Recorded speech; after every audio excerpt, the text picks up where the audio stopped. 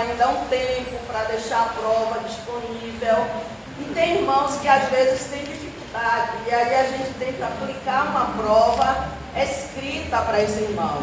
Então, na quarta aula, no segundo momento da aula, a gente vai fazer a avaliação. No primeiro momento, a gente vai fazer uma revisão geral com os assuntos básicos da avaliação. E no segundo horário, a gente faz a avaliação. A avaliação são 20 questões, são todas de marcar. Quem fizer a segunda chamada, aí é uma prova respondida. Não vai ser prova, não vai ser a mesma prova, a prova de marcar. Subjetiva, no caso. Isso. O que eu quero falar também para os irmãos é que tem alguns assuntos que a gente vai passar bem rapidinho. São assuntos que são importantes, mas que não tanto com relação à disciplina. Aí eu vou dizer, isso aqui a gente vai passar mais rápido, porque os irmãos precisam ter conhecimento, mas não precisam um aprofundamento.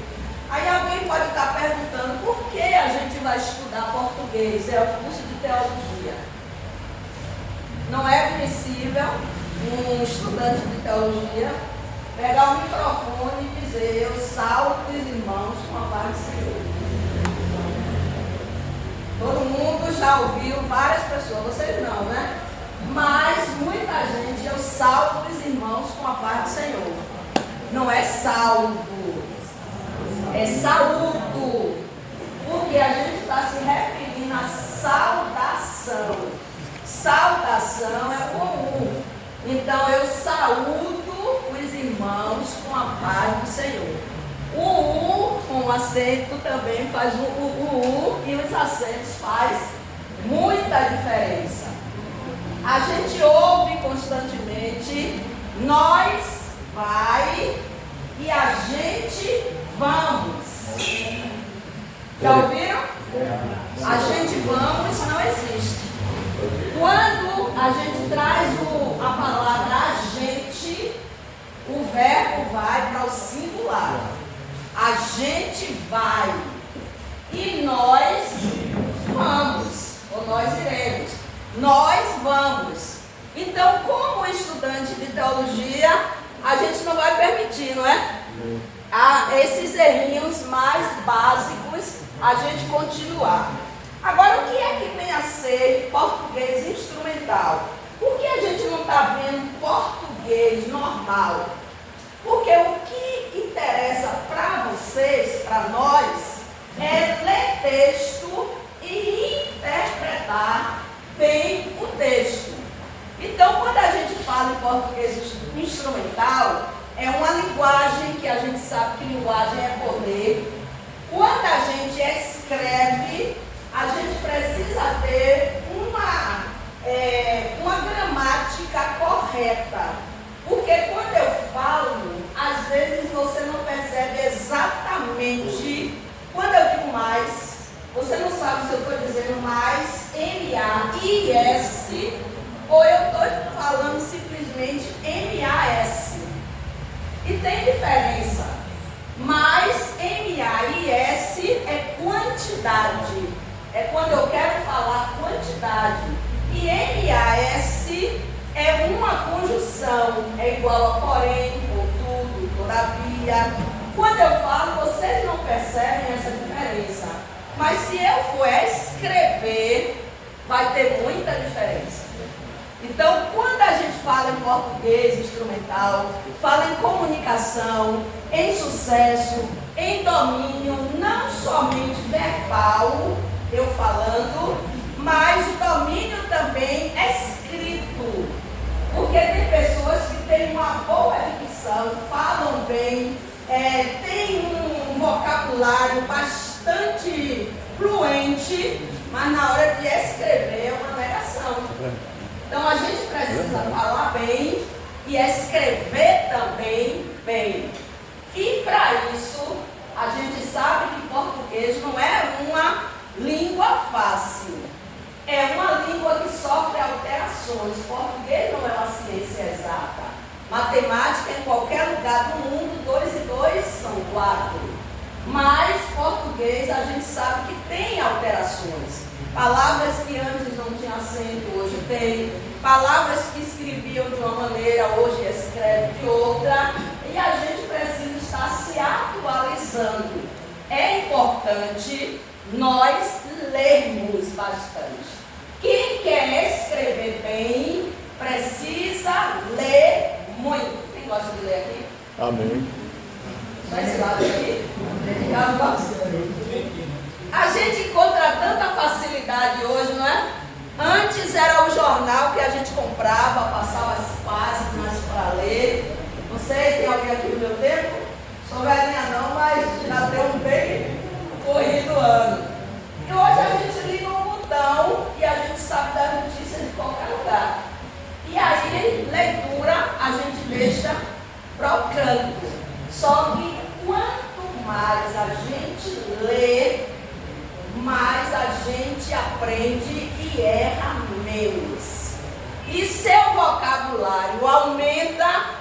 E quando você vai escrever, você às vezes não lembra como uma grafia de uma palavra escrita, mas no seu vocabulário você tem uma palavra sinônima daquela, aí você substitui. Observou? Você tem um vocabulário extenso porque você lê muito. Você vai escrever uma palavra e de repente faltou, esqueceu a grafia da palavra. Mas você sabe um sinônimo, aí você substitui e não corre o erro de escrever uma palavra errada. Quem pode ler aí comigo? É o estudo que objetiva a capacitação para a compreensão, para a interpretação e para a composição de texto. Observou? Interpretar e compreender o texto. Se eu leio errado, eu interpreto errado. E a gente vai parar muito em pontuação e acentuação. Por quê? Porque uma palavra acentuada errada, eu leio uma palavra com acentuação errada, vai me dar outro sentido.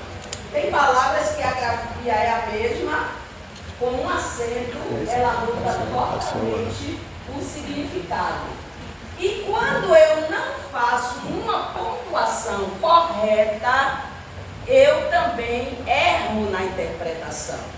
Uma pontuação errada vai me dar uma interpretação também errada. A importância do português instrumental. Dominar bem a língua portuguesa é importante em qualquer situação. E contamos com as palavras como ferramenta principal para a execução de uma boa redação. Precisamos aperfeiçoar o nosso português sempre, porque a nossa língua passa por mudanças constantes e precisamos nos manter atualizados. Quantas letras tem o alfabeto? 23. 23? 26? Quantas? Eram 23 letras. Agora o alfabeto tem 26 letras. O K, o Y e o W entraram no alfabeto.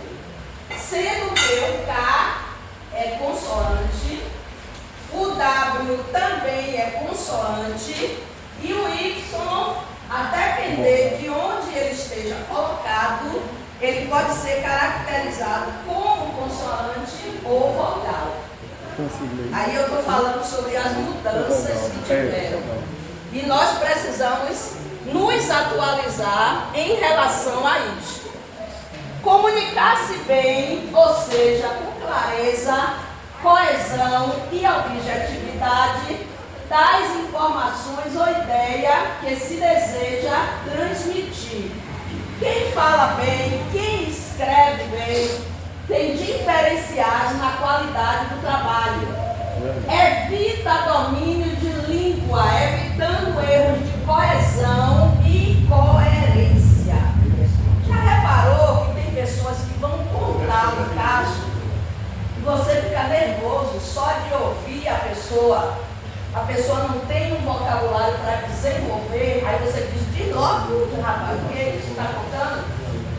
irmão tem uma oportunidade na igreja, aí o pastor diz assim, ó, não tem 2 minutos, porque o tempo está curto.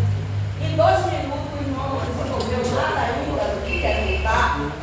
Já observou que tem gente que lê o versículo e tem uma dificuldade enorme de chegar a uma interpretação daquele versículo?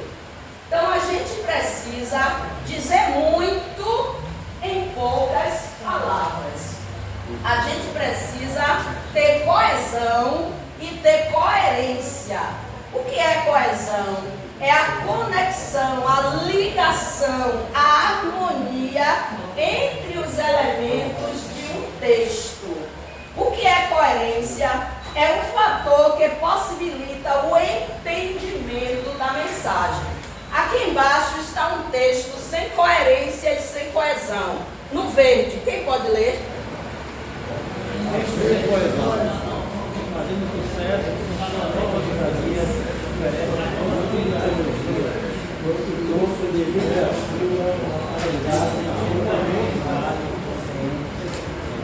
Alguém entendeu a mensagem? Não, porque está sem coerência, sem coesão. O que é coerência e coesão? O texto tem ligação. Você entende, ele tem princípio, tem meio e tem fim. Ok? Quais os benefícios do domínio do português instrumental?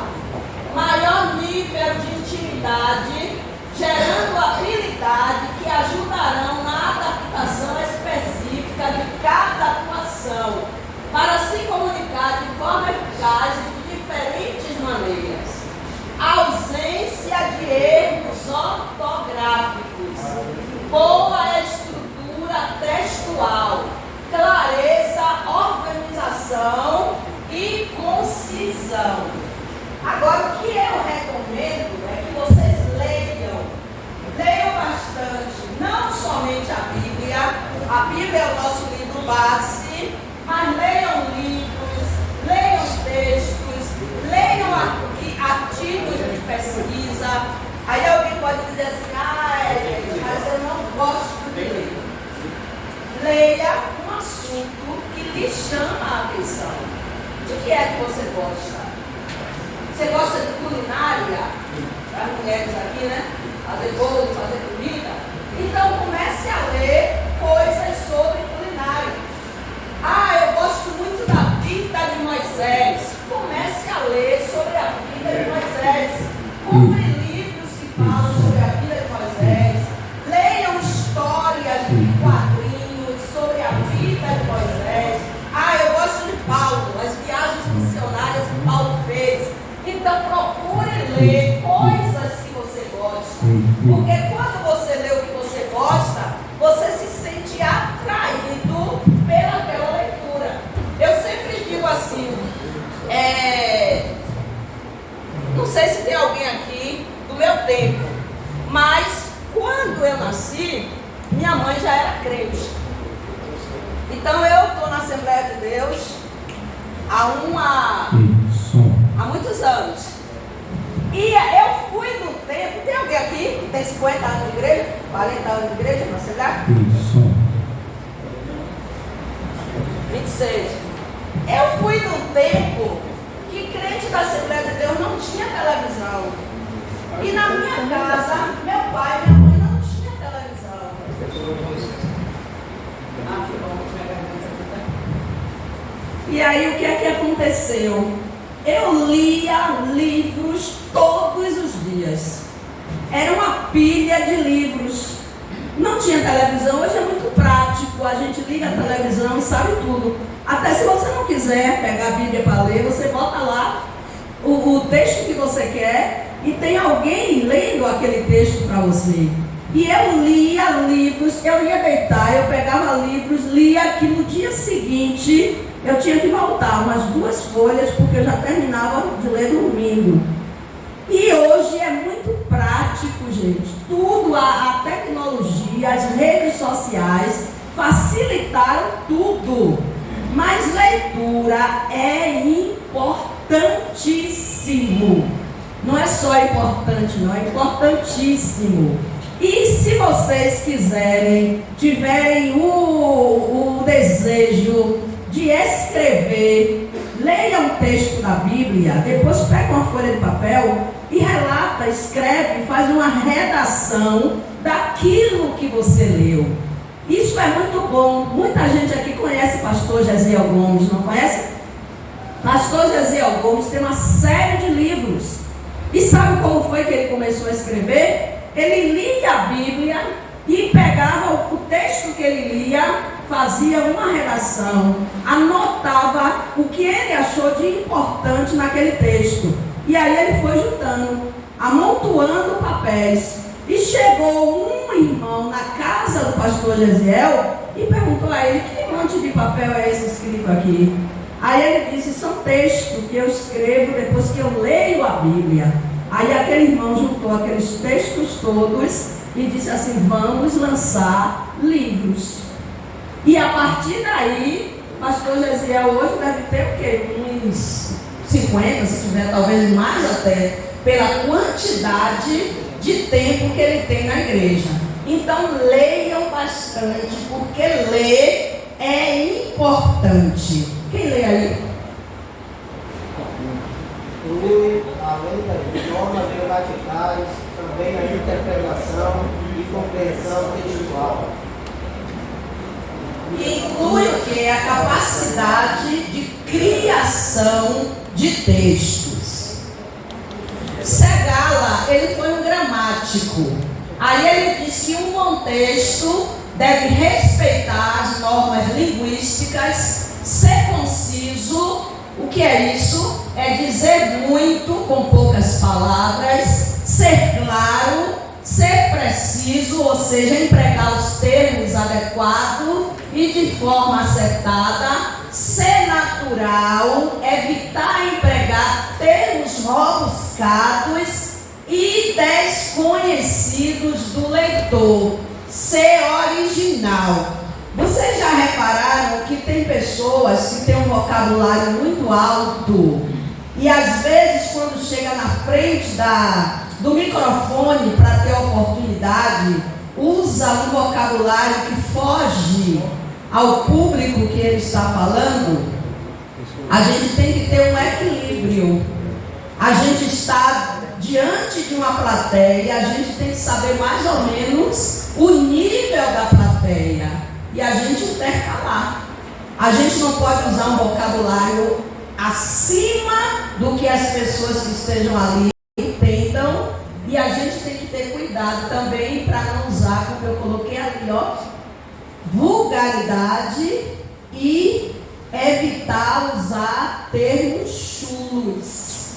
Ter harmonia, ser colorido, elegante e uso criterioso das figuras de linguagem.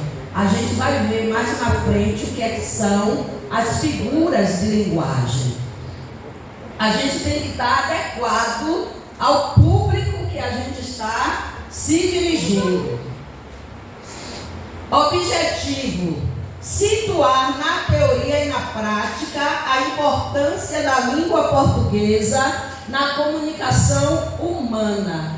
Propiciar ao estudante de teologia uma desenvoltura no escrever e no falar corretamente, a fim de beneficiar sua atuação pastoral. Ali está como atuação pastoral, mas aos professores de EBD, aos coordenadores de grupo, aos líderes de departamento, às irmãs dirigentes do círculo de oração. Então, a todos aqueles que têm uma atividade, ou ao membro normal, ao membro comum da igreja.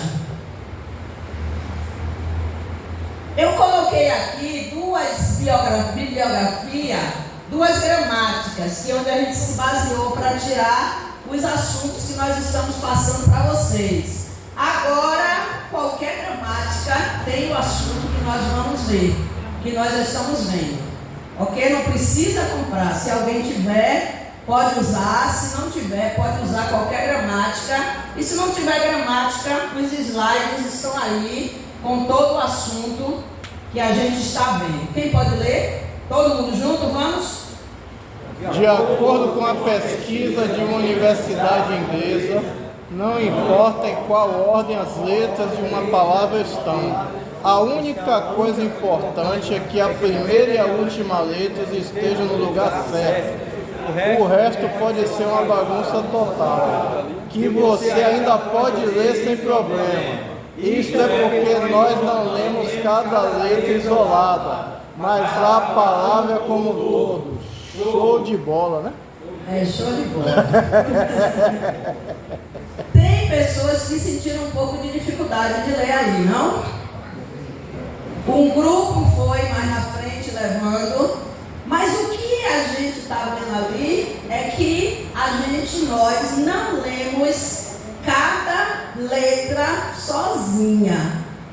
Agora a gente precisa ter cuidado. Tem pessoas que têm uma desenvoltura melhor na leitura. Quem não tem essa desenvoltura, o que é que faz? Chega em casa, sabe que pode ter oportunidade na igreja, lê aquele texto uma vez, lê 2 vezes, pede alguém até para ler, para você ouvir, para ver se está lendo alguma palavra errada. Porque o que é que acontece também muitas vezes é que a pessoa tem uma dificuldade de ler, mas quando chega na frente quer ler 10 versículos. E aí a desculpa é: meu óculos não está muito bom, a letra da Bíblia está pequena, e aí vai uma série de desculpas. Então leiam, e se você já leu o texto em casa e você vai dar um testemunho, você pode pegar 2 versículos base e em cima daqueles 2 versículos você lê e trazer a palavra que você preparou. Porque às vezes a pessoa tem dificuldade de leitura, mas quer ler 10 versículos. E aí começa a errar, criar palavras que nem existem no texto. Então tenham cuidado com isso. Paciência dos irmãos. Oi? E a paciência dos irmãos também, né? E a paciência dos irmãos, né? Eu vi logo o texto. Agora, uma coisa que eu sempre falo é isso: a gente está estudando teologia, aí muitas vezes a gente aprende algumas coisas que muitos dos irmãos não têm assim, ou não tiveram a oportunidade de aprender. A gente precisa ser ético. A gente não levanta porque o irmão está falando uma coisa que a gente sabe que não é aquilo. A gente continua sentado. Quando a gente está comendo peixe, aparece uma espinha, o que a gente faz? Larga o prato lá e vai embora? Não. A gente tira a espinha, bota do lado e continua comendo, né? Então a gente não vai menosprezar quem não teve a oportunidade de estar aprendendo. Portanto, ide fazer o quê? Ensinai todas as nações, batizando-as em nome do Pai, do Filho e do Espírito Santo. Então, ensinai. A gente precisa ensinar. E se nós estamos ensinando, precisamos fazer com dedicação. Se o seu ministério é ensinar, haja dedicação no ensino. E 1 Pedro 2,9 diz o quê? Mas vós sois a geração eleita, o sacerdócio real, a nação santa, o povo adquirido, para que anuncieis as virtudes daquele que vos chamou da treva à sua maravilhosa luz.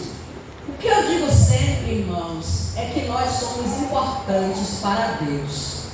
Ali está dizendo, vós sois a geração eleita, o sacerdócio real, a nação santa, o povo adquirido, para que anuncieis as virtudes daquele que vos chamou das trevas para a sua maravilhosa luz. Se você está tendo a oportunidade de aprender, faça isso com excelência. Faça a obra de Deus da melhor maneira que você pode fazer. Aí eu digo assim: Jesus, o único filho que Deus tinha, ele veio, Deus deu o melhor para a gente. Então a gente precisa dar o melhor para Deus. Não pode ser o resto. Se sobrar, eu vou para a igreja. Se sobrar, eu leio Bíblia. Se sobrar, eu faço a obra de Deus. Você está aqui aprendendo, faça o seu melhor, se dedique o máximo que você puder para fazer a obra de Deus, anunciar, ensinar aquilo que o Senhor colocou no seu coração. Agora a gente já vai entrar aqui um pouco na parte da linguagem. A linguagem, ela está presente nas diversas situações da comunicação. Se eu estou conversando, eu estou usando a linguagem. Se eu leio livro, leio jornal, revista, uma expressão do meu rosto. Por exemplo, o irmão aqui, como é o nome do senhor? O irmão Antônio, eu estou olhando para ele, estou percebendo que ele está fazendo um sacrifício para assistir a aula. E eu dou valor a isso. O irmão deve ter trabalhado o dia inteiro e está aqui, não é? Desde 1h40 da manhã, ele está aqui fazendo um sacrifício pela expressão do rosto dele. Se o senhor quiser levantar um pouquinho, pode levantar. Se quiser tomar uma água, pode tomar. Eu estou olhando para outras pessoas e a gente percebe a expressão do rosto. Isso é comunicação. Eu posso também, placas de sinalização. Existe a comunicação verbal. Eu estou falando, vocês estão ouvindo. Eu estou escrevendo, vocês estão lendo. São expressões de linguagem. Existe a linguagem verbal e a linguagem não verbal. Por exemplo, o irmão aqui, como é o nome do irmão? O irmão Jacó, ele abriu a boca. Me diz o que ele está com? Sono. Mas ele está aqui fazendo uma força para estar. Deus abençoe o irmão Jacó. Tem pessoas aqui que passaram o dia uma boa. Acordou a hora que quis, comeu, fez tudo e está aqui, ó, e só vai dormir mais de meia-noite, porque amanhã pode acordar 10 horas do dia e não tem problema nenhum. Então a gente olha a expressão e a gente vê isso. Isso é comunicação. Linguagem não verbal. Eu falei que tem 2 tipos de linguagem. Quais são? Verbal e não verbal. Linguagem não verbal. O que é que a enfermeira está pedindo? Silêncio. Ela está dizendo alguma coisa? Não. Mas pelo sinal que ela está fazendo, isso significa silêncio. Como é que aquele outro sinal está fazendo? Está dizendo que está tudo bem, tudo certo. A aula, até o momento, está assim, ou está assim, ou assim. O andamento está bom, os irmãos estão conseguindo pegar com o que a gente está falando, porque se não tiver, a gente tem que mudar. Mudar a maneira que está passando para os irmãos para estar tudo assim. Aí a linguagem não verbal. Essa primeira figura está dizendo o quê? Proibido animais. Porque ali tem um círculo cortado. A figura embaixo? Homem e mulher. Homem e mulher, ou mulher. Homem e mulher, no caso.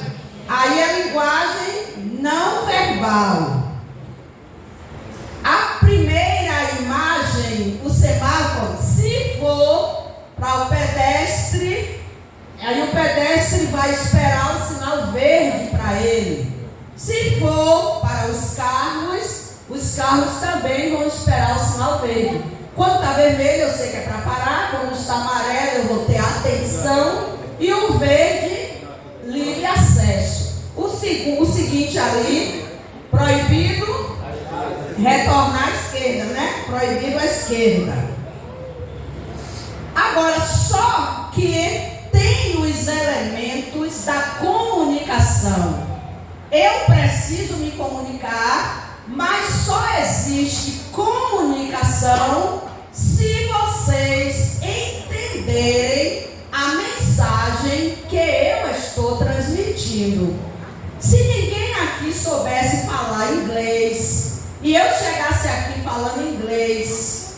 ia ter comunicação? Não. É a mesma situação que eu falei. A gente chega, por exemplo, num lugar que só tem crianças. O vocabulário da criança não está ainda bem desenvolvido. Se eu chegar e começar a usar umas palavras difíceis, as crianças vão entender? Não. Então não existe comunicação. Comunicação só existe quando o receptor entende a mensagem do transmissor. Quando o transmissor transmite, o receptor entende, aí existe comunicação. Quais os elementos da comunicação? Todo mundo? Emissor, receptor, canal de comunicação, mensagem e contexto.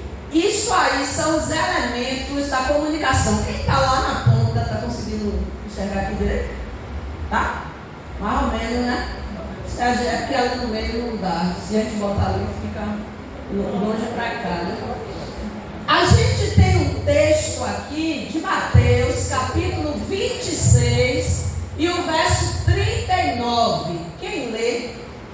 Indo um pouco adiante, prostrou-se sobre o seu rosto, orando e dizendo: Meu Pai, se é possível, passa de mim este cálice. Todavia, não seja como eu quero, mas como tu queres. Se eu analisar esse texto daí, quem é o emissor? Quem é o emissor desse texto? Mateus escreveu, mas quem é o emissor? A mensagem, quem foi que falou? Jesus. Todo mundo entende que é Jesus? Quem é o receptor? Jesus falou para quem? Para Deus. Olha o que ele diz: meu Pai. Então Jesus é o emissor e está falando para Deus, que é o receptor. Qual foi o canal de comunicação? Oração. Mas ele utilizou o quê? A voz. Verbal, as palavras. Qual foi a mensagem que ele disse? Se é possível, passa de mim esse cálice. Começa aqui, meu Pai, dizendo, 2 pontos. Qual foi a mensagem?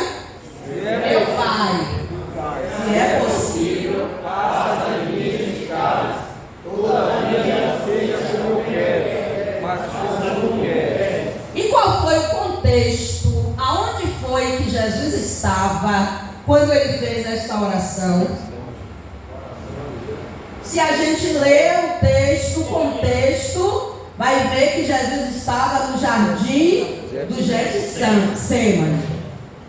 A fonética analisa os sons em sua relação concreta, na forma como as consoantes e vogais são pronunciadas. A fonologia estuda a maneira como os sons se organizam em uma linguagem, como a estrutura silábica, os acentos e entonações. Resumindo isso aí que eu li em cima, fonética é o quê? É o estudo da fala. E fonologia É o estudo dos sons linguísticos. A gente vai prosseguindo e aí vocês entendem melhor. O que é fonema? Fonema é todo som. O som que eu pronuncio é chamado de fonema. E letra é a representação, ou seja, o desenho do fonema. Quando eu digo a palavra exército, a palavra exército é escrita com X, mas o X tem um som ou tem um fonema de que letra? C. C. Observou? O desenho que eu faço é um X, mas o som que eu emito é um som de Z. A palavra seguinte, como é que está escrito? Formosura. Formosura é escrito com S. Mas esse S tem o som de quê? Z. Observou que o Z, eu posso escrever com X, com S ou com o próprio Z. Então, um fonema pode ser representado por mais de uma letra. No caso ali, o fonema Z, na palavra exército, ele está representado pela letra X. Na palavra formosura, ele está representado pela letra S. E na palavra dezena, ele está representado pela letra Z. Entenderam? Um fonema pode ter várias representações gráficas. No exemplo de baixo, uma letra pode ter vários fonemas. Um fonema pode ter representação por várias letras, e uma letra também pode ter representação de vários fonemas. No caso ali, exército é escrito com X, mas o X tem um fonema ou som. Observe, som e fonema é a mesma coisa.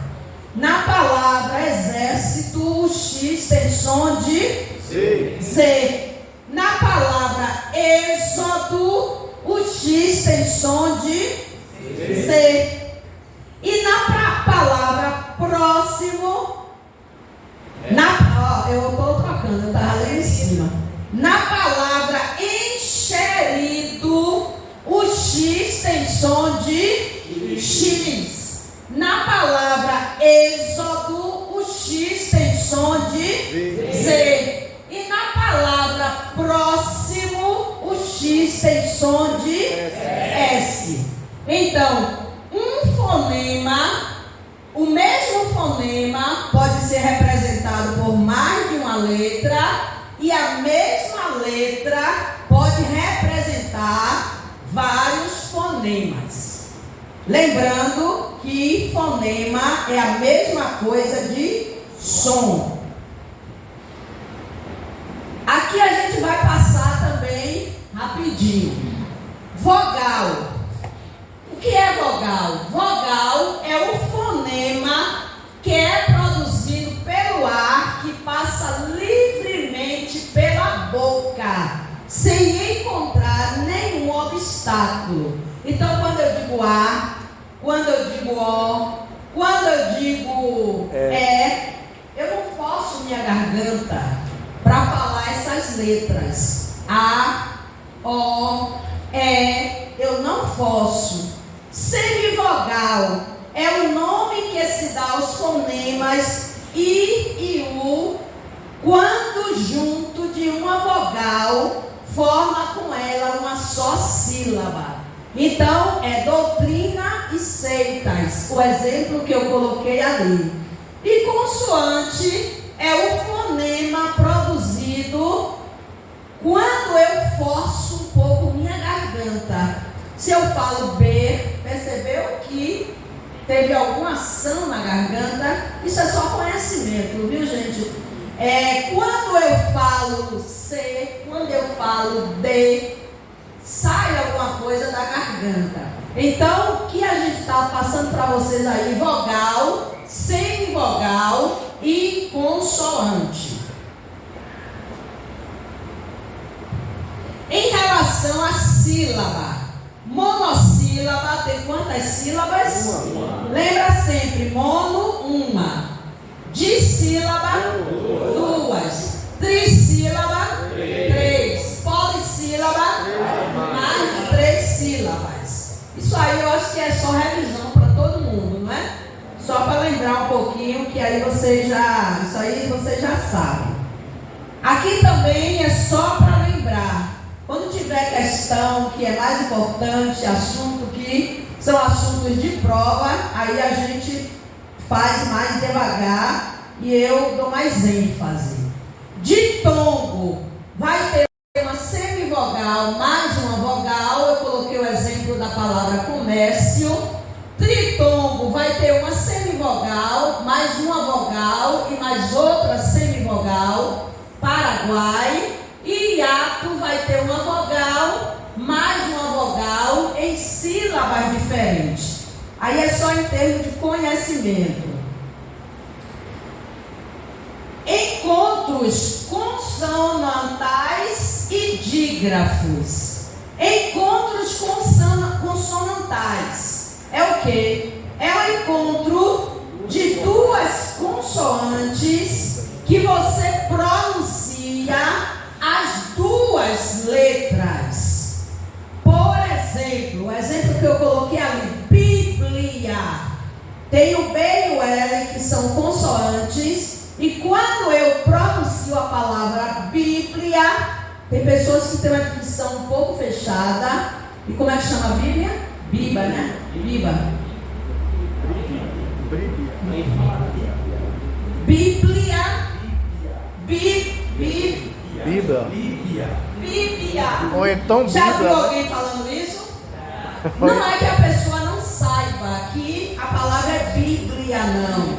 Às vezes tem uma dificuldade na dicção. E às vezes ouve tanto e aprende que a palavra correta é aquela. A gente tem que ter muito cuidado, viu, gente? Porque às vezes a gente sabe o certo, mas de tanto ouvir o errado, fala o errado. Já viu alguém dizendo que Jesus disse, como é o versículo? Falei ontem lá na suburbana, esqueci. Não. Versículo que diz: ninguém vem ao Pai senão por mim. Já viu as pessoas dizerem ninguém vai ao Pai? Alguém já viu? Ninguém vai ao Pai, mas está escrito ninguém vem ao Pai. E às vezes a gente está lendo, mas o hábito de estar ouvindo tanto errado, a gente está lendo, mas lê errado. Ninguém vem ao Pai. Se Deus e Jesus são um, ele diz, eu e o Pai somos um, então ninguém vem ao Pai, porque ele estava dizendo que ele e o Pai eram um. E às vezes a gente lê a palavra e não pronuncia corretamente. A palavra é Bíblia. Outra palavra, tremer. Eu digo T, eu pronuncio o T e o R também. Outra ali, exclamar. Encontro consonantal. Eu pronuncio as duas consoantes. E dígrafo tem duas letras, mas eu só pronuncio uma. Exemplo: chave. O CH tem som de quê? De X. Todas as vezes que tiver um H junto com outra letra, um NH, um LH, vai ser dígrafo, porque o H na nossa língua é um som mudo. Todas as vezes também que tiver RR ou SS, vai ser dígrafo. Diferença entre dígrafo e encontro consonantal. Quem pode dizer? Encontro consonantal? Quando a gente pronuncia duas consoantes. Consonantal. É consonante. Quando tem duas consoantes juntas e eu pronuncio as duas. Observe, encontro consonantal. Tem quantas palavras? Duas, não é? Encontro consonantal. Duas palavras. Lembra só isso? Duas consoantes e eu pronuncio as duas. Dígrafo vai ter duas letras, mas eu vou pronunciar apenas uma. Dígrafo só tem uma palavra, aí vocês já relacionam para não errar desse jeito. Sempre que tiver dois R junto, sempre que tiver dois S junto, sempre que tiver NH, LH, CH, que é o caso de chave, de chuvisco. Dúvida? Estou correndo muito? Essa primeira parte não tem assim muita coisa. A gente está indo mais rápido. Quando a gente fala sobre classe, estrutura e formação de palavras, tem palavras na nossa língua que são formadas por derivação de outras. A exemplo, pedra. Quem pode me dizer uma palavra que eu posso formar? Palavra primitiva é pedra. Qual é que eu posso? Pedreira. Uma palavra derivada de pedra. Pedro. Pedreiro. Pedrada. Observou? A palavra primitiva e a palavra derivada. Primitiva vem primeiro. Derivada é a que eu posso formar. Se eu disser, eu acho que a gente tem uns exemplos aqui. Isso, livro, livraria. Agora, eu posso formar palavras com o sufixo ou com o prefixo. Prefixo, se eu coloco algo na frente da palavra primitiva. No caso, ali a palavra é feliz. Se eu colocar o prefixo e vai me dar outra palavra, infeliz. Se eu colocar no final, vou dizer a palavra felizmente. Ou então eu posso formar com o prefixo e o sufixo. No caso ali, a palavra primitiva é feliz e a palavra derivada infelizmente. Então a gente tem palavras que são formadas a partir de palavras primitivas. Radical, afixo e prefixo. Isso aqui a gente vai passar. Classe, estrutura e formação de palavras. Dentro da gramática, a gente tem 10 classes de palavras. Vamos ler ali? Então um pouquinho, eu vou ficar até desse lado daqui, porque a imagem não está muito boa. Mas quem estiver mais perto, ajuda. Na classe das palavras, substantivo, interjeição, conjunção, preposição, advérbio, artigo, numeral, pronome, verbo, adjetivo. A gente vai passar rapidamente sobre todos eles. Mas a gente vai fixar mais um pouco em substantivo e verbo. Por quê? Porque substantivo é que dá nome aos seres. E verbo é o que faz ação, ou quem faz ação.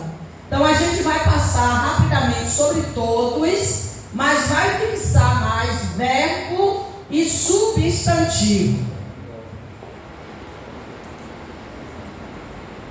Substantivo, o que é que são substantivos? São palavras que designam o nome dos seres em geral, como as palavras casa, palácio, ovelha. Então, substantivo designa, dá nome aos seres em geral. Adjetivos são as palavras que modificam os substantivos e dão a qualidade ou estado às palavras grande, menor, linda. Se eu digo casa grande, então eu modifiquei o substantivo.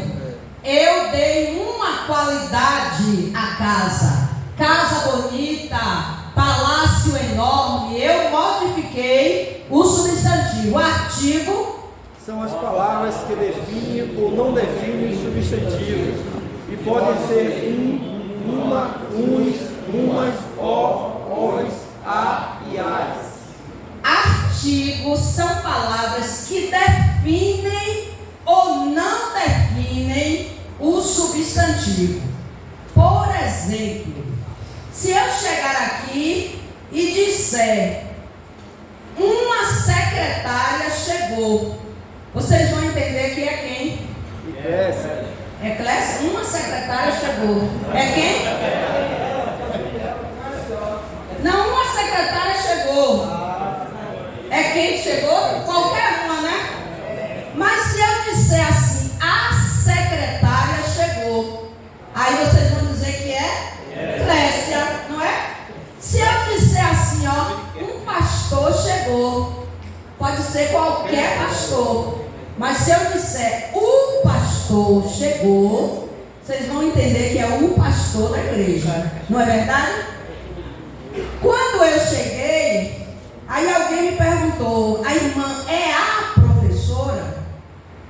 Aí eu disse, sim, eu sou a professora. Mas se eu não fosse a professora, eu dizia, não, eu sou uma professora. Não sou a da aula de hoje, mas sou uma. Observou que define ou não define? Se eu disser assim, ó, o menino chegou. É o menino que a gente estava esperando. Agora, se eu disser um menino chegou, pode ser qualquer um. Então, o artigo ele define ou não define o substantivo. Pronome é aquele que substitui ou acompanha o nome, como os pronomes eu, seu, sua, meu. Ok, a gente passa rápido também. Numeral É a classe que organiza os substantivos da qualidade exata, como, por exemplo, a palavra dobro ou metade.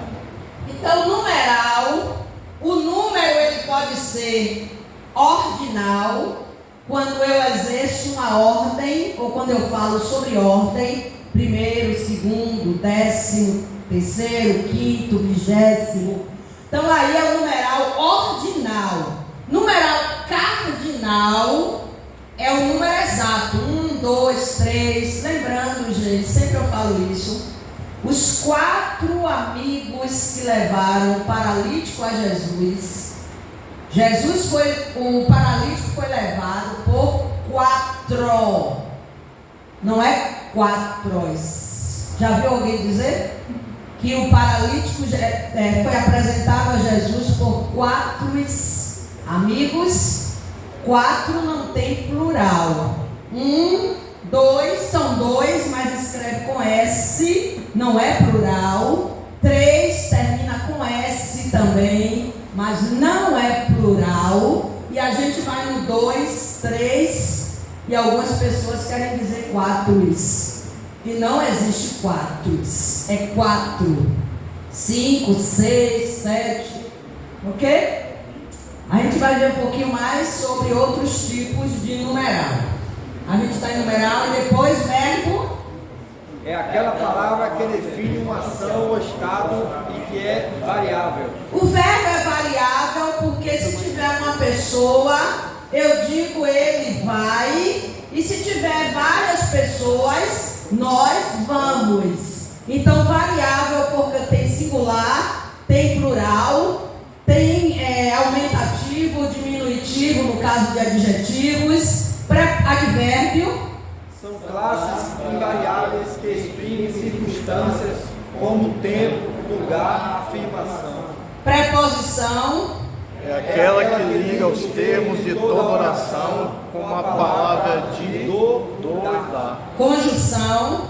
Liga as orações de forma coordenada ou subordinada. Interjeição. Expressa emissões ou sensações. Aí é só conhecimento, viu? Variáveis, pode ter singular ou plural, pode ter masculino, feminino. Invariáveis, não tem nem singular, nem plural, e não tem nem masculino e nem feminino.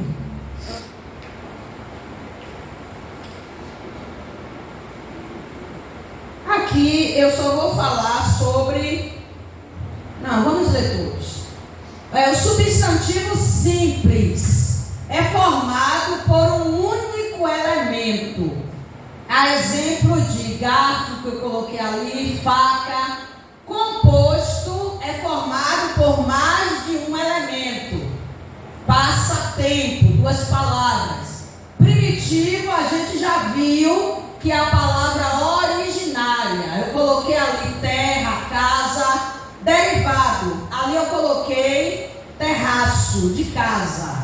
Quem pode dar uma palavra derivada, mais uma de terra? Terreiro. Casa, derivado, eu coloquei casebre. Quem pode dizer outra? Como? Casarão pode ser também. Concreto, nomeia objetos, lugares, pessoas, animais e afins que podem ser visualizados. Abstrato, a gente tem costume de dizer que são os sentimentos. Quando a gente lê a passagem de Gálatas 5 sobre as obras da carne, vem descrevendo a ira, a maledicência, né? Tudo isso são substantivos abstratos. Aí quando a gente chega no fruto do Espírito, quantos frutos são? Quantos frutos? Quantos frutos? Mas o fruto do Espírito é quantos frutos?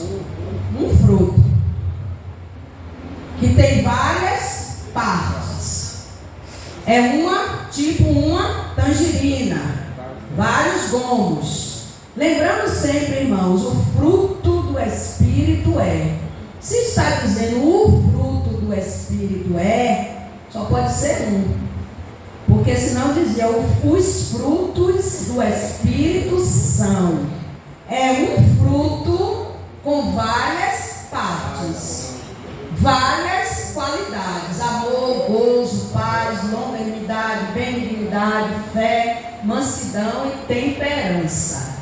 Todas essas qualidades são substantivos abstratos. E coletivo é aquele que eu digo uma palavra só e representa um grupo. A exemplo, se eu tiver uma flor, eu vou dizer flor. Mas se eu tiver um grupo de flores, eu posso dizer um buquê ou então um ramalhete. Lembrando que o coletivo não vai para o plural. O coletivo vai ficar no singular, porque são muitas coisas, mas resumindo em uma palavra só, que representa aquele monte de coisas. Aí eu coloquei ali também manada.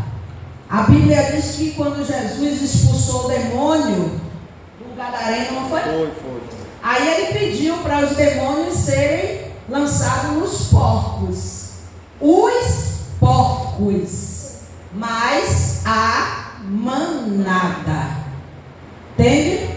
Os porcos vai para o plural. Mas quando eu falo manada, é o coletivo, fica no singular.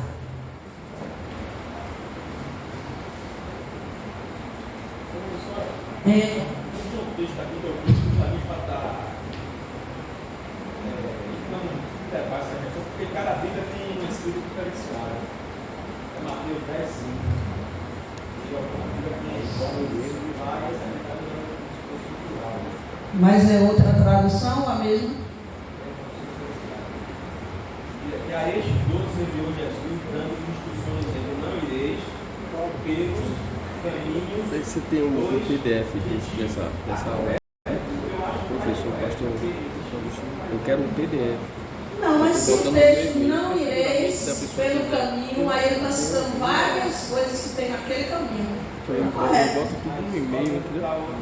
Aí futuramente, até para você passar para alguém se precisar, você tem como ir no e-mail e enviar, entendeu?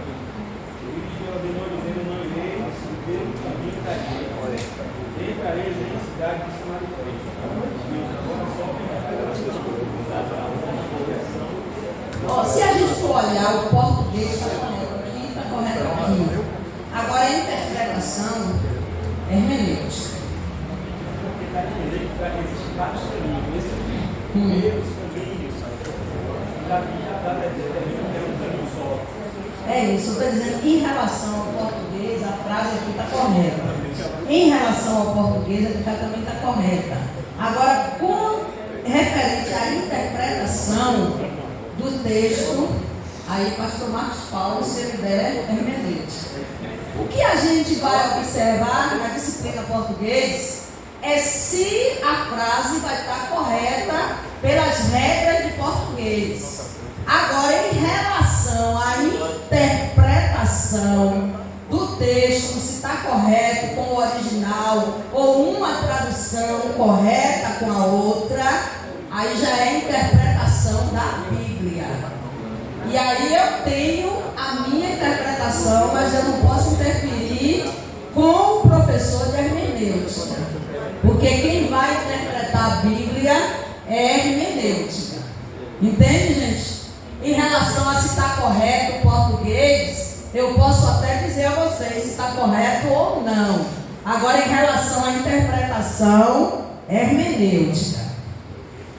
Aí vem aqui, ó, gente, primitivo, a gente já viu isso, não procede de nenhuma outra palavra da nossa língua, está escrito ali bom, triste, derivado de bom, eu coloquei bondoso, de triste, tristonho, o adjetivo simples, eu posso dizer que Paulo era um cidadão romano, possui um único elemento, só que a gente sabe que além de Paulo ter cidadania romana, Paulo também tinha cidadania judaica.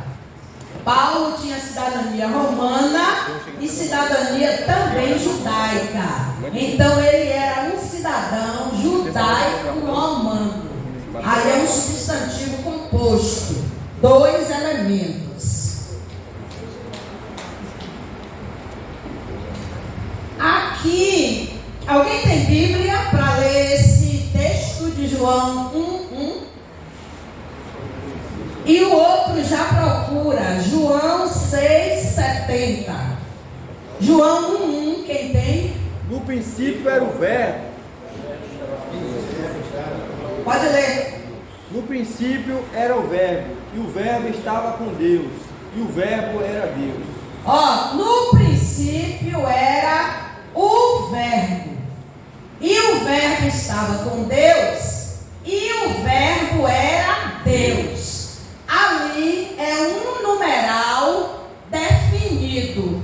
Está definido que no princípio era o verbo. Quem era o verbo? Jesus. Se eu ler, eu vou saber que era Jesus. Agora, na outra referência, indefinido, João 6,70, quem abriu? Respondeu-lhe Jesus: não vos escolhi a vós, 12, e um de vós é o diabo. E um de vós é o diabo. Jesus definiu quem era? Um de vós.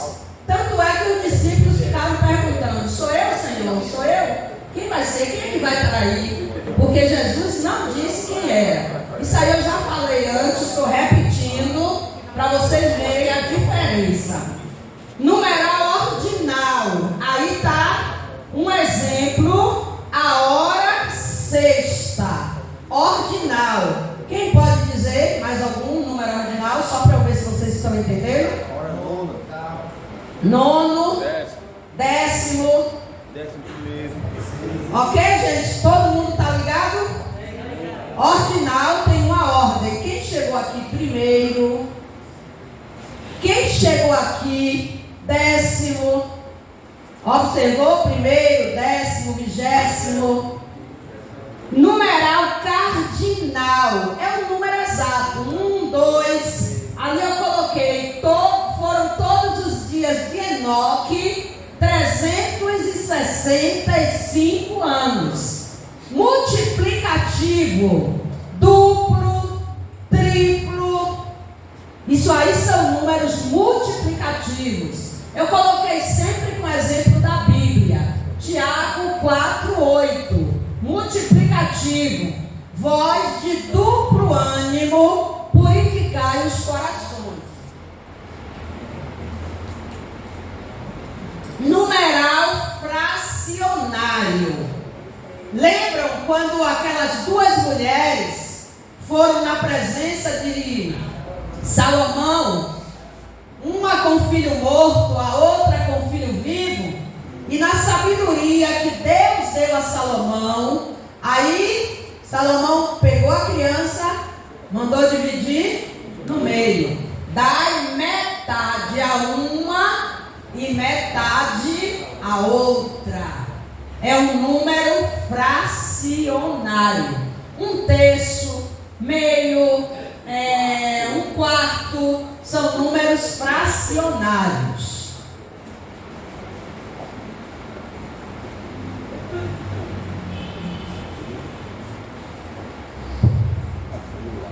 Aqui a gente vai passar também, a gente já falou lá na frente. Eu quero só fazer uma diferença aqui.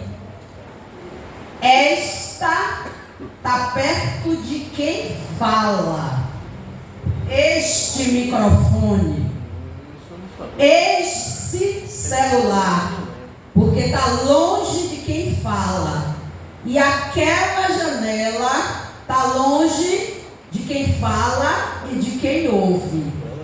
Eu uso esta ESTA quando está perto de mim. Essa quando está perto de com quem eu estou falando. E aquela quando está longe tanto de quem fala quanto de quem ouve. Esta Bíblia. Mas se eu estiver falando com você, eu digo essa Bíblia. Quando eu estou falando, não faz muita diferença. Mas se eu for escrever, vai fazer diferença. Todo mundo entendeu que eu uso T quando está perto de mim e S quando está perto de quem, com quem eu estou falando. Todo mundo conseguiu fazer a diferença? Ali tem um exemplo bem prático. O bonequinho primeiro está com uma flor na mão e está dizendo: esta flor é para você. E o bonequinho que vai receber está dizendo: essa flor é para mim. Preposição também, o que eu quero ressaltar, se eu estiver falando também, não tem muita diferença. Mas quando eu escrevo, tem diferença. Sob, S-O-B, é embaixo. E sobre é em cima. S-O-B-R-E. Sob é embaixo, debaixo. E sobre é em cima, na parte superior. Quem pode ler esse versículo? Pois também eu te digo que tu és Pedro, e sobre esta pedra edificarei a minha igreja, e as portas do inferno não prevalecerão contra ela. Oh, glória! Observou o que é que está escrito? Se a gente lê errado, não sabendo o significado das palavras, a gente vai interpretar errado. É por isso que muitas pessoas dizem que Jesus edificou a igreja sobre Pedro. Quem foi que disse essas palavras? Jesus. E Jesus está dizendo: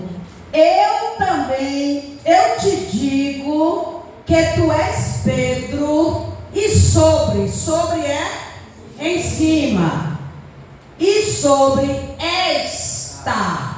Quem estava falando?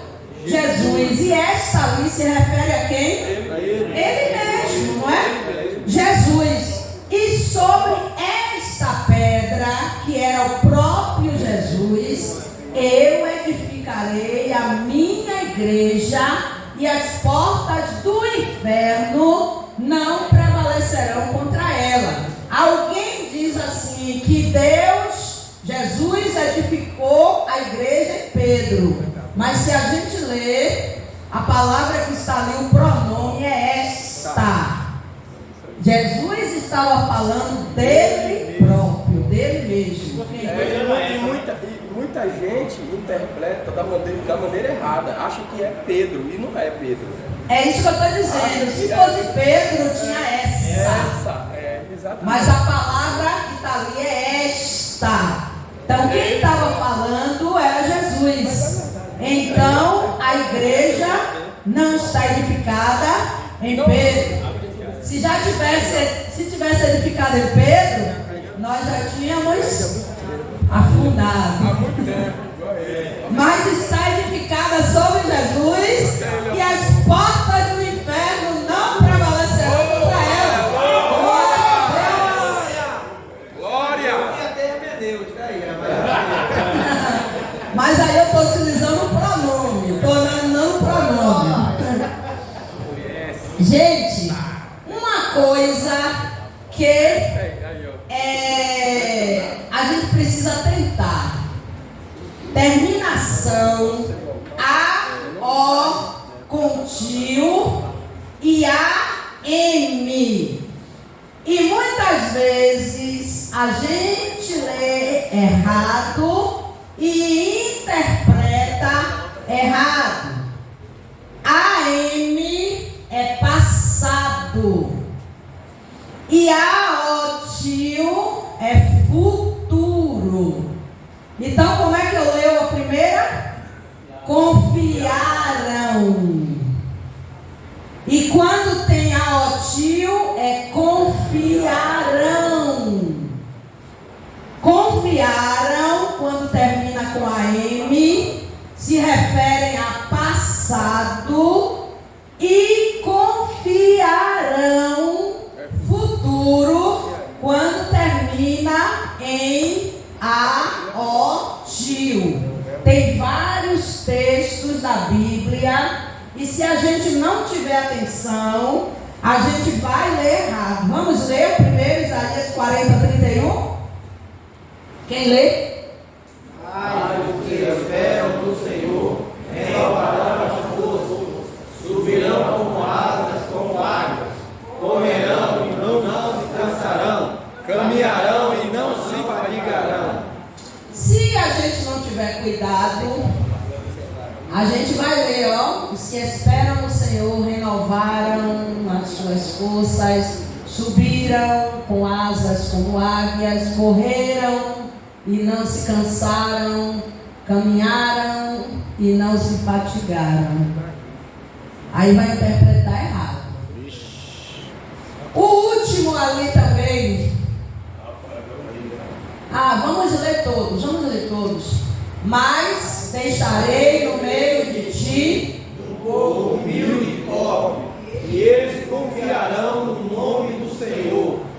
o seguinte. Então Começarão a dizer aos montes: cai sobre nós. Dizer aos montes do quê?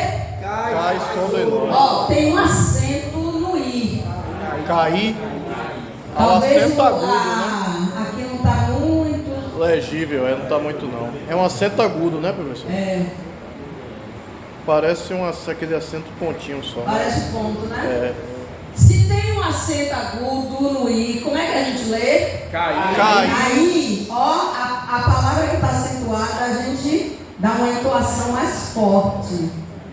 Então começarão a dizer aos montes: caí sobre nós, e aos outeiros, cobre-nos.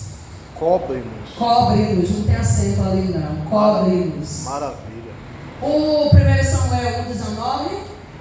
e levantaram-se de madrugada e adoraram perante o Senhor e E voltaram e chegaram à à sua casa em Ramá. E Elcana conheceu a Ana, sua mulher, e o Senhor se lembrou dela. Eu sinalizei, sublinhado ali, todos os verbos. Como é que eu sei que uma palavra é verbo? Como? Que prestação, movimento e mais prático, quando eu posso conjugar. O que é conjugar? Quando eu posso dizer eu, tu, ele, nós, vós, eles. Por que parede não é verbo? Eu não posso dizer eu parede, tu paredes, ele parede. Para eu saber que uma palavra é verbo, eu preciso preciso conjugar. Aquela palavra indica uma ação, indica um estado.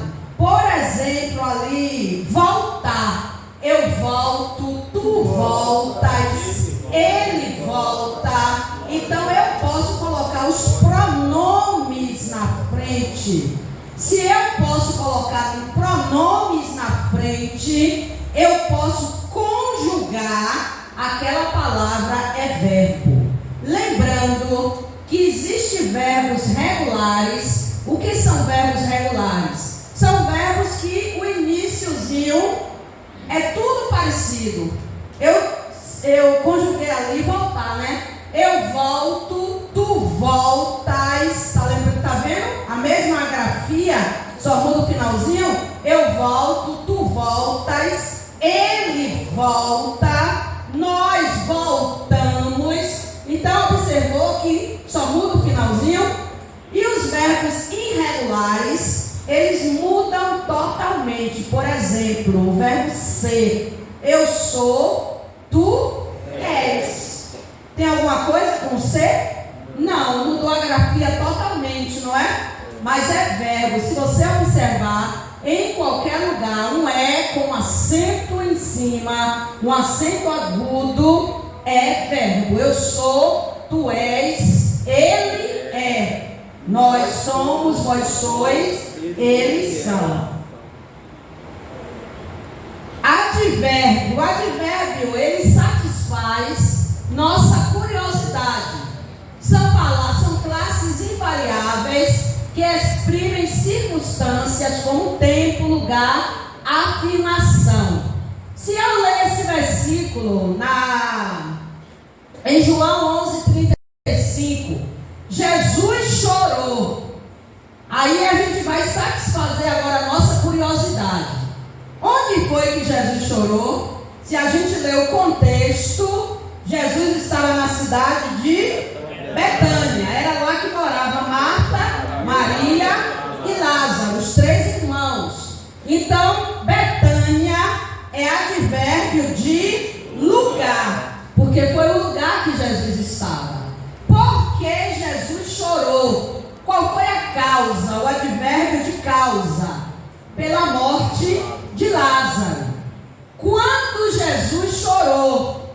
Certo dia, ou então na morte de Lázaro também. Se eu coloco certo dia, foi o tempo que Jesus chorou, um advérbio de tempo. Aí também é conhecimento só. Conjunção e interjeição, a gente vai passar, porque a gente já viu definição lá na frente. Pontuação, gente. Principalmente quando às vezes, não sei se aqui o pastor usa muito, vamos ler o texto, eu vou ler o versículo, depois cada irmão vai ler um. Às vezes o pastor faz isso, não é? E a pessoa às vezes na ânsia de ler rápido, de querer ler primeiro, aí começa a embolar as palavras. Vírgula, a gente faz uma pequena pausa. Se tiver uma vírgula, pequena pausa. Se tiver um ponto, parágrafo, a gente precisa parar. Se tiver uma interrogação, a gente precisa fazer o quê? Uma pergunta. E tem muitas vezes que tem interrogação, a gente passa batido como se fosse um ponto. Na interpretação vai dar problema. Então, pontuação, precisamos ter muito cuidado. Eu não sei se vai dar tempo a gente ver um exercício aqui ainda. Eu falei que ponto a gente dá uma parada maior, 2 pontos, um em cima e um embaixo, é quando a gente vai fazer uma citação. Jesus disse, a gente coloca 2 pontos, alguém me tocou, que a gente vai fazer uma citação. Ponto de interrogação, já falei que é pergunta. Ponto de exclamação, para a gente fazer um suspense, às vezes, como aqui, ó, 1 Samuel 1:26. Ah, meu Senhor. Aspas, todo mundo sabe o que é aspas? 2 vírgulas em cima que abre e 2 vírgulas em cima que fecha. Eu coloquei ali, ó. É indicado é usado para indicar citação de alguém. Eu estou escrevendo algo de minha autoria, mas aí eu quero citar algo que alguém falou, que não é da minha autoria, eu coloco entre aspas, para dizer que aquela fala não é minha. Quem pode ler aí os exemplos, fazendo a devida entonação na voz? Senhores, quem lê? Senhores, o que é necessário que eu faça para me salvar? Ok, o segundo. Mulher virtuosa, quem achará? Vai, lendo, só para fazer a informação. Quem nos separará do amor de Cristo? Onde está o sábio? Onde está o escriba? Onde está o piedoso? Porventura não tomou Deus louca a sabedoria deste mundo? Onde está, ó morte, o teu armilhão? Onde está o inferno, a tua vitória? Sempre que tiver ponto de interrogação, é uma pergunta. 2 pontos eu já falei também lá na frente. Vírgula, aí é quando a gente vai fazer uma pequena pausa e quando a gente vai fazer a enumeração. Coloquei ali o exemplo, mas o fruto do Espírito é. Aí eu vou fazer a enumeração do que é o fruto do Espírito: amor, gozo, paz, unidade, benignidade, bondade, fé, mansidão, temperança. O outro a gente não precisa ler, que também é enumeração. Quando a gente vai também colocar a data, Salvador, vírgula, e aí a gente coloca a data, o mês e o ano. No caso ali, Salvador, vírgula, 22 de abril de 2022. Quando eu vou também separar o nome da rua e colocar o número, eu vou botar, por exemplo, ali, Avenida Edgar Santos, vírgula, 500. Agora, se eu escrever Avenida Edgar Santos, número 500, não precisa de vírgula. Se eu escrever a palavra número.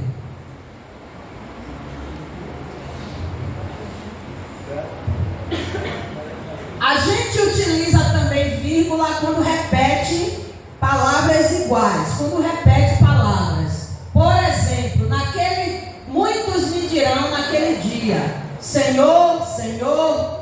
Então tem vírgula separando. Jerusalém, Jerusalém, que mata os profetas. 2 palavras iguais. Deus meu. Na verdade te digo. Respondendo Jesus disse, Marta, Marta. Então quando eu uso 2 palavras também iguais, eu utilizo vírgula. Ponto de exclamação expressa sentimento, emoção, dor, tristeza, alegria. Aí como é que eu leio o ponto de exclamação? Oh, quanto amo a tua lei. Lá em Jó, se alguém pudesse contender com Deus pelo homem, como o filho do homem pelo seu amigo, eu dou entonação na voz.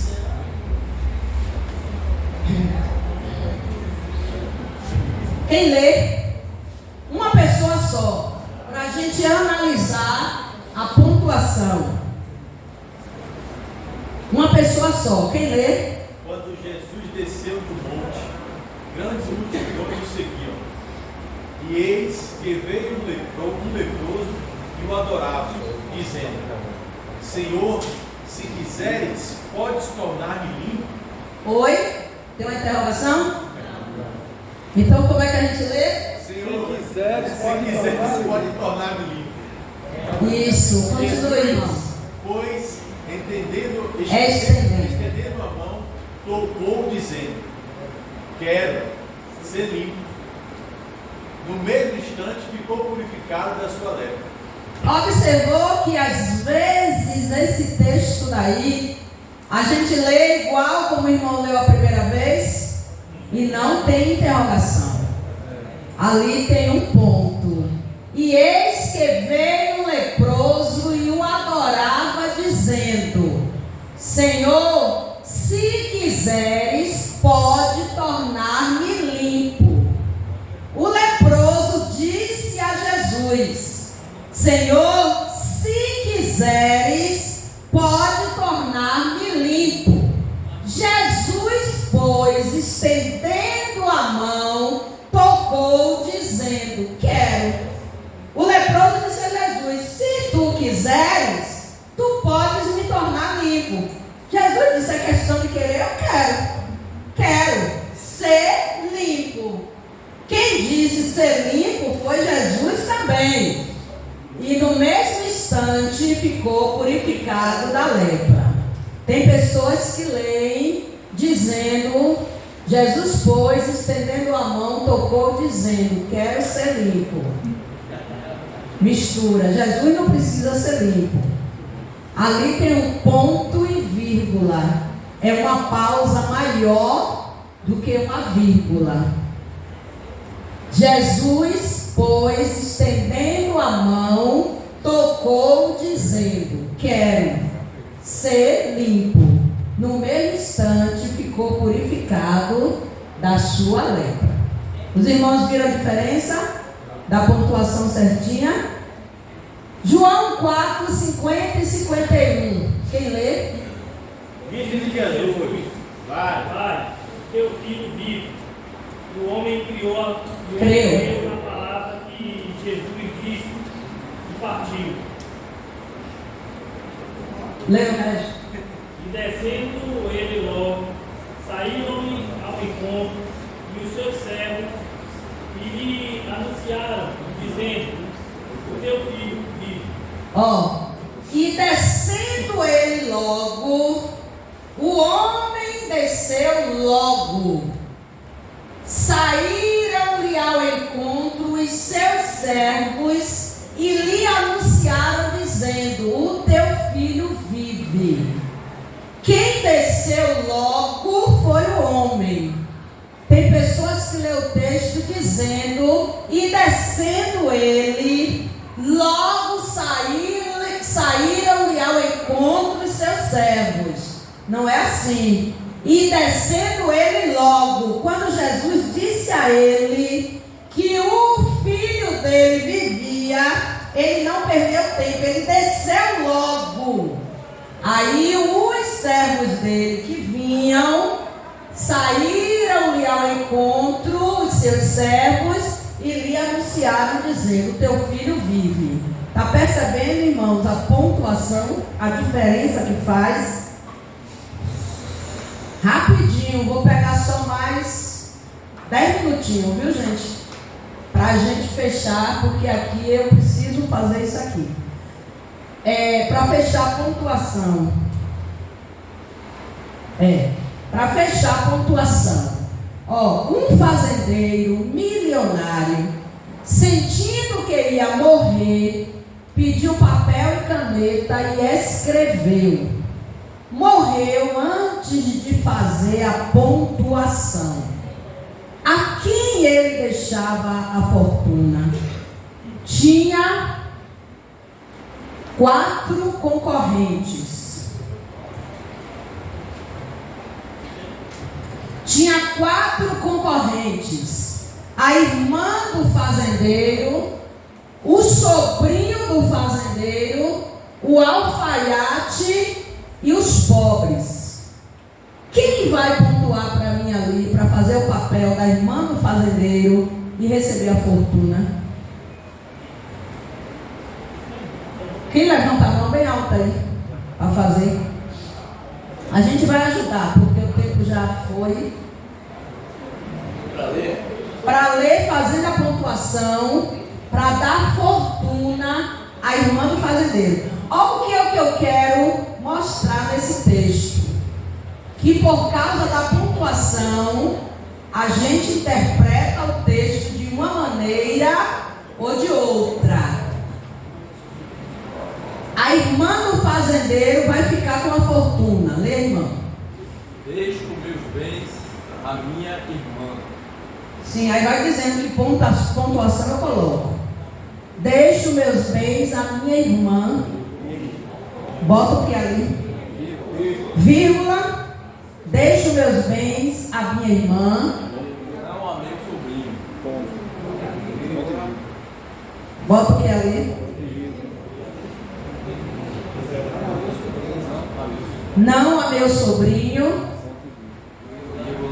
Vírgula. Jamais será paga a conta do alfaiate. Jamais será paga. Jamais será paga a conta do alfaiate. Bota o quê? Ponto. Termino com ponto. Porque toda frase, todo texto, eu tenho que terminar com ponto. Aí leia como o irmão pontuou. Deixo meus bens à minha irmã, vírgula. Não a meu sobrinho, vírgula. Jamais será paga a conta do alfaiate. Ponto. Nada dou aos pobres. Ok, os irmãos entenderam que a fortuna ficou para a irmã? Deixo meus bens à minha irmã. Para dar mais ênfase, eu colocaria um ponto. Não a meu sobrinho, vírgula, jamais será paga a conta do alfaiate, vírgula, nada dos pobres. Ponto. A fortuna é da irmã do fazendeiro. Agora o sobrinho do fazendeiro. O irmão vai fazer? Faça, irmão. Eu acho que não ficou nem para a irmã dele. Ele escreveu assim, 2 pontos. Deixe meus bens. A minha irmã, a meu sobrinho, jamais.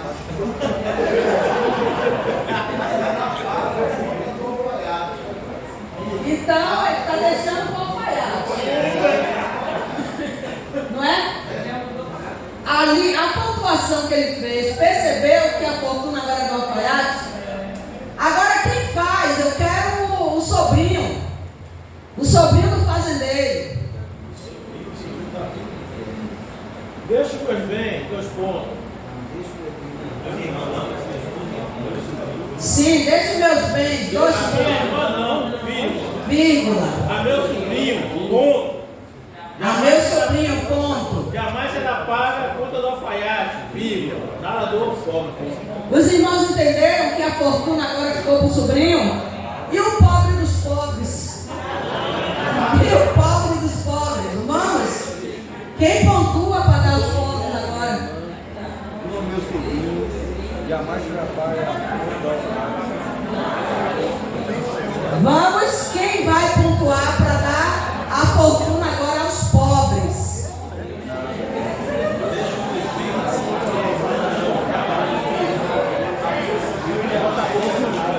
Deixa eu ver a minha irmã, a meu sobrinho jamais será paga a conta do alfaiate,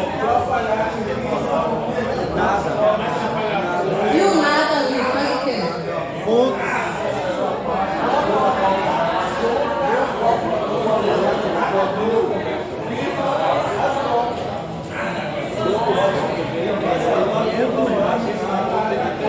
Alguém conseguiu fazer? Mas começa de cima. Deixa, vai. Deixe meus. Bora, irmão. Vamos tentar, né? Deixe meus bens à minha irmã, Que pontuação é colocar? vírgula. Tá deixando para a irmã já. Deixe meus bens à minha irmã não. A minha irmã não? Deixe meus bens à minha irmã não. A meu sobrinho jamais, ponto. Será paga a conta do alfaiate?